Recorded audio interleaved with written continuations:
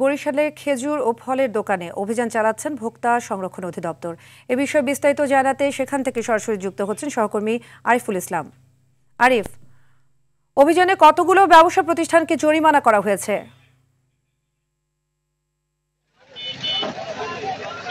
জি সাদিয়া, ধন্যবাদ আপনাকে। আসলে আমাদের ভোক্তা সংরক্ষণ অধিদপ্তর বরিশাল যেমনটি জানিয়েছেন, তারা কিন্তু 11টা থেকে বরিশালের মাঠ পর্যায়ে নেমেছে। তারা এর আগে ফলপট্টি, পোর্ট রোড এবং এখন কিন্তু তারা বিভিন্ন ধরনের ফার্মেসি এবং যে স্টেশনারি দোকান এবং আলু পেঁয়াজের দোকান, সেগুলোও কিন্তু তারা এই আওতায় আনার চেষ্টা করছে, আইনের আওতায়। আমরা ইতিমধ্যে কথা বলেছিলাম ভোক্তা সংরক্ষণ অধিদপ্তরের এখানে যারা বিভাগের যিনি দায়িত্বে রয়েছেন, তিনি বলছেন ইতিমধ্যে 2টি দোকানে অভিযান পরিচালিত হয়েছে এবং সেখানে মোবাইল কোড করা হয়েছে, 7,000 টাকা জরিমানা করা হয়েছে। এখন যে দোকানটিকে দেখাতে যাচ্ছি, এটি একটি স্টেশনারি দোকান। এই দোকানের মধ্যে এখন অভিযান কার্যক্রম চলছে। কিছুক্ষণ আগে ফলের দোকানে অভিযান চলেছে এবং তারা বলছে যে ধীরে ধীরে কিন্তু খেজুর যে বিষয়টি, যেটি বিশেষ চাহিদা থাকে, সেই চাহিদা সম্পূর্ণ দোকানগুলো তো আসলে তারা অভিযান পরিচালনা করবে, এমনকি আমাদের জানিয়েছেন ভোক্তা সংরক্ষণ দপ্তরের এখানে যারা দায়িত্বে রয়েছেন। আর এই অভিযান কিন্তু শুধু বরিশাল সদরে নয়, তারা জানিয়েছেন যে গতকালকে তারা ইতিমধ্যে উজিরপুর উপজেলায় করেছেন এবং প্রতিদিনই কিন্তু নতুন নতুন করে এক একটি উপজেলায় অভিযান করছেন শুধুমাত্র ভোক্তা সংরক্ষণ দপ্তর।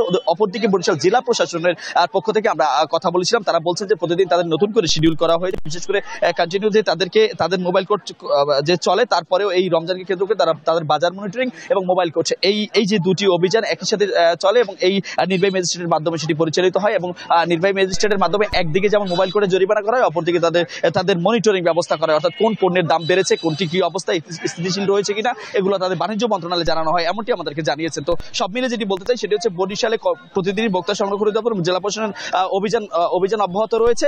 এখন যেটি আসলে দেখবার ব্যাপার সেটাই হচ্ছে যে কতটুকু জরিমানা এবং জরিমানার আর ফলে কতটুকু মানে বাজার নিয়ন্ত্রণ করা যায়, সেটি এখন আসলে দেখবার পালা। যেহেতু রমজানের একদম 2 থেকে 3টি রমজান চলে গিয়েছে, এখনো দ্রব্যমূল্য কোনো নিয়ন্ত্রণে আসেনি, সুতরাং অভিযান চলছে এবং দ্রব্যমূল্য লাগামহীন ভাবে আসলে মানুষের ক্রয় ক্ষমতার বাইরে চলে গিয়েছে। সাদিয়া, এতটুকু ছিল বরিশাল থেকে এখন পর্যন্ত আমার কাছে।